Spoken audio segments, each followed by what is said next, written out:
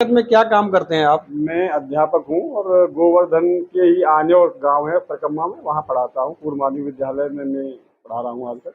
देखा के लिए नहीं बेचते हैं उनके लिए। मैं तो यही कहूंगी कि अगर आप लड़कियों को भी पढ़ाएंगे तो देश भी विकसित होगा और आपका घर भी विकसित होगा, क्योंकि अगर जब लड़कियां पढ़ेंगी। कि यहाँ पर ज्यादातर जो सर्वप्रथम सबसे पहले हमारे गुरुजन माने जाते हैं वो माता पिता होते हैं। दूसरे गुरुजन माने जाते हैं हमारे अध्यापक, जो कि अध्यापक हमारे साथ मौजूद हैं। ऐसे अध्यापक होना बड़े गर्व की बात है जो कि अपनी बेटियों को पढ़ा रहे हैं। आपकी बेटी डॉक्टर बनने जा रही है, क्या कहोगे इस पर आप? बहुत ही खुशी की बात है, बहुत गर्व की बात है। और मैं तो यही कहूँगा कि सब बेटियों को भी बराबर पढ़ाए, बेटों के बराबर। अगर आप बेटियों को भी मौका देंगे उड़ने का तो वो भी आसमान छुएंगी। बेटियों में क्षमता कम नहीं है, उनमें और बहुत अधिक क्षमता। तो मतलब एक घर तो है ही, बाकी दूसरा घर भी बहुत अच्छा और खुशहाल बन जाएगा। और बच्चों को पढ़ाने से, लड़कियों को पढ़ाने से कोई भी मेरे ख्याल से नुकसान नहीं है, सिर्फ फायदा है। जानेंगे इनकी माता। जैसे कि आप छोटे से गांव से आए हुए हैं और गांव का नाम भी आपका छोटा सा पंजाबी नगला, जो कि गोवर्धन क्षेत्र में पड़ता है, गोवर्धन तहसील में पड़ता है। वो छोटे से गांव से उठ करके ये बालिका डॉक्टर बनने जा रही है।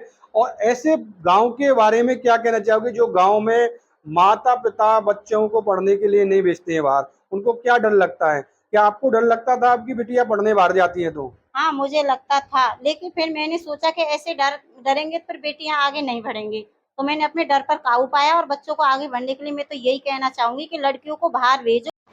तो आपने अपनी बिटिया को ये सारे गुण दिए कि इनसे बचाव कैसे हो पाएगा? हाँ, मैंने मेरी बेटी को ऐसी मतलब शिक्षा दी है, ऐसी परवरिश दी है कि वो किसी से ना डर के सिर्फ अपने उस पे जो उसका सपना है उस पे फोकस करे।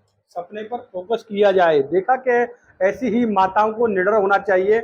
जो कि बालिकाएं हैं उनको घर से बाहर जब तक नहीं भेजोगे से परहेज किया जाता है। उसी पर ही यहाँ पर एक बालिका ने टॉप किया है, डॉक्टर बनने जा रही है मथुरा डिस्ट्रिक्ट में।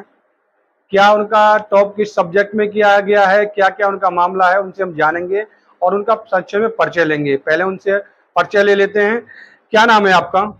आरजू चौधरी। कहाँ की रहने वाली हो आप? नगला पंजाबी, जो राधा कुंड के पास है। किसी गांव से हैं आप? जी। गांव से हैं। तो आपने सर्वप्रथम परीक्षा में कौन सी परीक्षा दी है अभी इस वक्त? मैंने नीट दी है, जिससे कि डॉक्टर बनते हैं। डॉक्टर बन जाएं आप, हैं? तो डॉक्टर बनने का विचार कैसे आया आपको? मुझे बचपन से डॉक्टर बनना था और मुझे देश की सेवा करनी है, क्योंकि बचपन में भी मैं सिर्फ डॉक्टर वाले खिलौनों से खेली हूँ। मतलब मैं गुड़ियों से कम खेली हूँ और डॉक्टर वाले खिलौनों से ज्यादा खेली हूँ, तो मुझे बचपन से डॉक्टर बनना था। डॉक्टर बनने का विचार बचपन से ही है आपको। सर्वप्रथम आपने हाई स्कूल कौन से विद्यालय से किया? मैंने रतनलाल फूल कटोरी से किया है। रतनलाल फूल कटोरी से। उस वक्त कितना आपका परसेंट आया था? मेरे 97% आई थी। 97% आया। उसी समय से आपके अंदर विचार आ गया कि मेरे को डॉक्टर बनना है? हाँ जी, मेरे को पहले से पता था कि मेरे को डॉक्टर ही बनना है। डॉक्टर ही बनना है। देख सकते हो कि पहले से इनको पता था कि इनको डॉक्टर बनना है। फिर इंटर कौन से विद्यालय से करी आपने? आदर्श जैन धार्मिक सेवा सदन। अच्छा अच्छा। उसके बाद में आपने इंटर के साथ साथ कौन सी परीक्षा की तैयारी करी आपने? मैंने 12th क्लास के साथ नीट की तैयारी की थी। नीट में कौन से विद्यालय या कोचिंग सेंटर से तैयारी करी आपने? मैंने आकाश कोचिंग ली थी, जो कि मेरे घर के काफी पास है, मैंने वहीं से किया है। तो वहां पर क्या मार्गदर्शन मिला गुरुजनों के द्वारा? मेरे सारे गुरुजन बहुत अच्छे थे। उन्होंने मतलब जब मार्क्स कम भी आ जाते हैं तो वो एकदम साहस भरते हैं कि नहीं, कर सकते हैं, ये तो अभी छोटे से पेपर हैं, आगे तो बहुत बड़ा पेपर है। तो उन्होंने हर एक मोड़ पर बताया है कि कैसे क्या करना है, तो उन्होंने बहुत साथ दिया। तो ये आपने नीट परीक्षा में कौन सा परीक्षा में उत्तीर्ण किस प्रकार से हुए? क्या मथुरा डिस्ट्रिक्ट टॉप किया है कि कौन सा लेवल प्राप्त किया आपने? मैंने नीट परीक्षा में 687 मार्क्स लाए हैं और एक बहुत ही अच्छा स्कोर होता है, और मथुरा में बहुत कम बच्चों के इतने आए। मथुरा में आपके अलावा किन किन बच्चों के स्थान आया ये? हैं किसी के एक दीदी हैं, इनके 695 आए हैं, और एक भैया हैं जिनके 700 आए हैं। तो आपका नंबर कौन सा है मथुरा डिस्ट्रिक्ट में? तीसरा। तीसरा आपका नंबर है? जी। तो क्या कहना चाहोगे अपने माता पिता के लिए आप? मैं बहुत खुश हूँ कि उन्होंने मुझे पढ़ाया, क्योंकि लड़कियों को सब लोग पढ़ाना पसंद नहीं करते हैं। और मतलब पढ़ा भी लें तो बस इतना कि शादी हो जाए, लेकिन वो मेरे को पढ़ा रहे हैं, मैं डॉक्टर बनूँ, मैं देश की सेवा करूँ, मुझे उस पर बहुत गर्व है। और मैं हमेशा चाहूँगी कि मैं अपने मम्मी पापा का नाम रोशन करूँ। देखा कि यहाँ पर कहा जा रहा है कि देश का नाम रोशन करे, माता पिता का नाम रोशन किया जाए। इस प्रकार से आप देख रहे होंगे कि एक छोटे से गांव से उठ करके ये बालिका हमारे साथ खड़ी हुई हैं और जो डॉक्टर के लिए तैयार पढ़ाते हैं वहाँ पर जो बालिका हैं वो किस प्रकार से आती हैं? क्या गांव के जो अभिभावक हैं उनको कुछ डर लगता है विद्यालय भेजने में? हाँ बिल्कुल, गाँव में अभी कुछ है जो बेटियों को कम भेजते हैं, लेकिन फिर भी मेरे विद्यालय में लड़कों से ज़्यादा नामांकन लड़कियों के हैं। मैं प्रत्येक व्यक्ति के घर पे जा कर के ये कोशिश करता हूँ कि बेटी न रहे कोई घर पे। भाई कम से कम जितना आप अपने गांव में पढ़ा सकते हैं गांव में तो पढ़ाइए, ऐसा बिल्कुल बेटी को अनपढ़ मत रखिए। अनपढ़ मत रखिए। हाँ, बेटी को मौका दीजिए।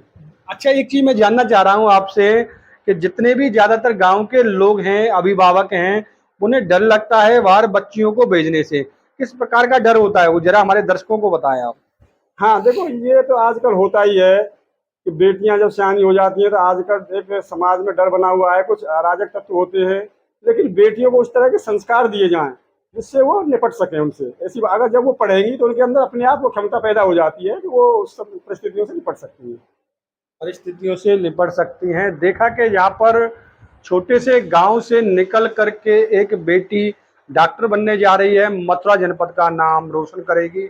ये हमारे साथ उनका पूरा परिवार मौजूद है। परिवार जन बड़ा खुश है, इस बार खुश का इजहार कर रहे हैं। अपने छोटे से गांव से निकल करके ये बेटी है, ये जा करके अपने देश का, अपने गांव का, अपने जिले का नाम रोशन करेगी। जिससे कि एक चीज और जानना चाहता हूं मैं आपसे, जब आप बहुत सारे डॉक्टर जब बन जाते हैं तो वो मोटी मोटी फीस लेते हैं। हाँ। क्या आप इस प्रकार की फीस लोगे? मैं तो सरकारी डॉक्टर बनना चाहती हूँ, तो वो तो फीस लेते नहीं है, वो तो फ्री में करते हैं। तो मैं फ्री में सरकारी डॉक्टर बनना चाहती है, प्राइवेट नहीं बनना चाहती है? सरकारी डॉक्टर ही, क्योंकि फिर मेरे से रहा ही नहीं जाएगा। तो इतने सारे पैसे लेके किसी के मैं नहीं कर पाऊंगी, तो मुझे सरकारी डॉक्टर ही बनना। सरकारी डॉक्टर ही बनना है। 1% सरकारी डॉक्टर नहीं बन पाई फिर तो प्राइवेट तो बनना पड़ेगा। हाँ, तो उस टाइम मैं कोशिश करूंगी कि बस जितना हो सके उतना कम करूँ मैं। जैसे कि आज का समय चल रहा है कि मेडिकल हॉस्पिटलों को एक 5 स्टार होटल की तरह बना दिया जाता है। मोटी मोटी फीस ली जाती है। गरीब घरों को बेच के आए या खेतों को बेच करके आए, उसको अपना परिजन को ठीक कराना होगा तो उसे मोटी अमाउंट फीस देनी पड़ती है। क्या ऐसा आप भी कर पाओगे अगर प्राइवेट बन गए तो आप? मतलब जो चाहिए वो तो मेरे को सामान लाना ही पड़ेगा, उसकी भी थोड़ी फीस लगेगी, लेकिन मैं कोशिश करूंगी कि वो बहुत कम हो जिससे कि लोग अफोर्ड कर पाए। तो जितना मैं कम कर सकूंगी मैं वो करूंगी, और बाकी तो इतना तो होता ही है, क्योंकि अगर किसी की सेवा करनी है तो उसमें थोड़ा तो पैसा लगाना पड़ेगा। थोड़ा सा देखा कि इन्होंने बहुत अच्छी बात कही, सुंदर बात कही कि सरकारी डॉक्टर बनना चाहती हैं। सरकारी डॉक्टर बनने का बहुत ही अच्छा सपना है, क्योंकि सरकार के द्वारा जो इन्हें सुविधा दी जाती है, पूरी तरह सुविधा दी जाती है, अच्छा एक अमाउंट भी दिया जाता है इनको। परंतु सरकारी बनने के बाद में पता नहीं है क्या अपनी बात पर खरा उतर पाएंगे कि नहीं उतर पाएंगे, वो समय बताएगा। हमारी चैनल की तरफ से इनके लिए बहुत बहुत शुभकामनाएं, जीवन में ऐसी तरक्की करते रहें। मैं अपनी कवरेज को यही विराम देना चाहूंगा अपने सहयोगी सत्यपाल सिंह के साथ। Chandramohan Dikshit, RPR news TV Mathura से।